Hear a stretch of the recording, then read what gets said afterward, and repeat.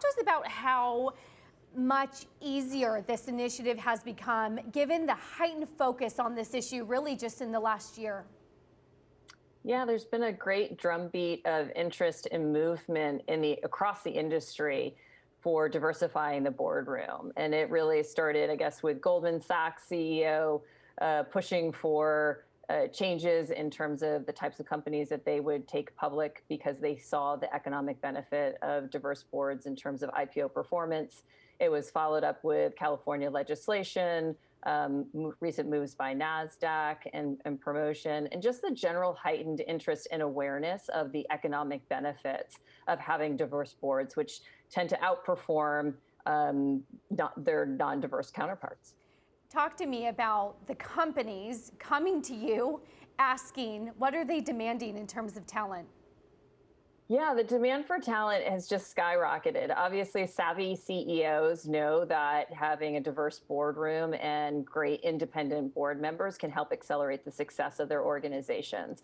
And so they're really looking for experienced professionals who can help them see around curves. And they're looking for diversity in terms of gender, in terms of race, in terms of bringing new perspectives and different perspectives that help them understand the market opportunities, where the markets are going and being shaped moving forward. And so we're seeing a broad request for many different types of individuals and capabilities across go-to-market, finance and audit, and general operating capability. The process, though, starts long before. It's about cultivating the talent years before they're ready to be the CEO and on the board. What are you doing to fix that long process where you really have to start at the beginning and cultivate that talent so that there really is a broad pool of which we can choose? Well, there is already a broad pool. There's often the mistaken myth that there's a pipeline problem. There is a broad pool of individuals who are board ready and board capable. The process itself of how boards are constructed today is really where the issue lies. Most of the time it is through networking. Board decides that it's going to expand itself and it begins to kick off a process of who do we know?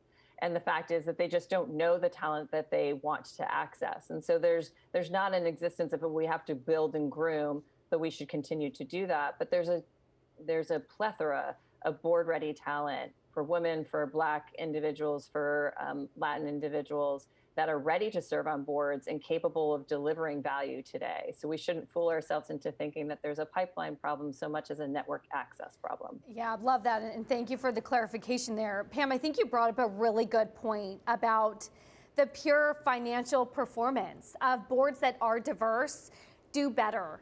What do some of the statistics tell you about those companies that really are rich and full of diverse talent? Yeah, well, we know diversity across the board helps. The boards, if you look at the performance of boards, they tend to be more innovative, more creative. They have more efficiency, they have less risk.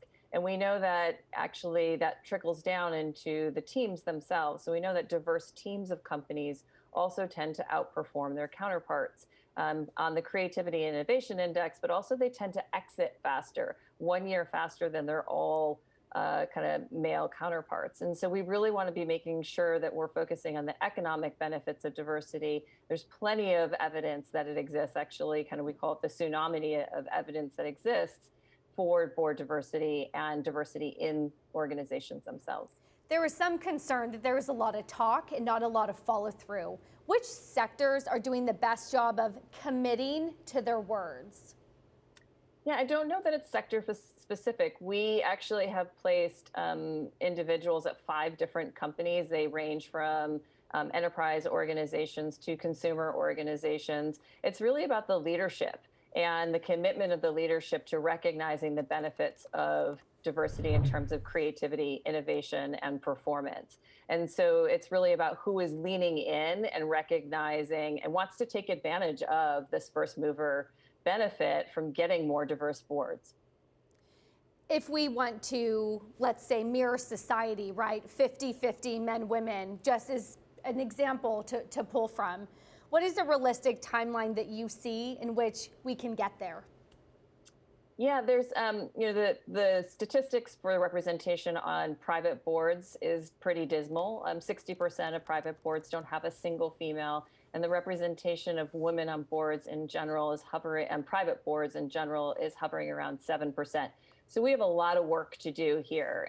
Representation for underrepresented individuals is even less. So we have a significant amount of work and progress to do. We believe through programs like Board Accelerate, which we just launched here at All Raise, that really focuses on a 90-day window in which to find, identify, and place a candidate on a board, that we can actually make hundreds of placements in any given year. So the pace at which we're going to be moving forward as an industry is accelerating.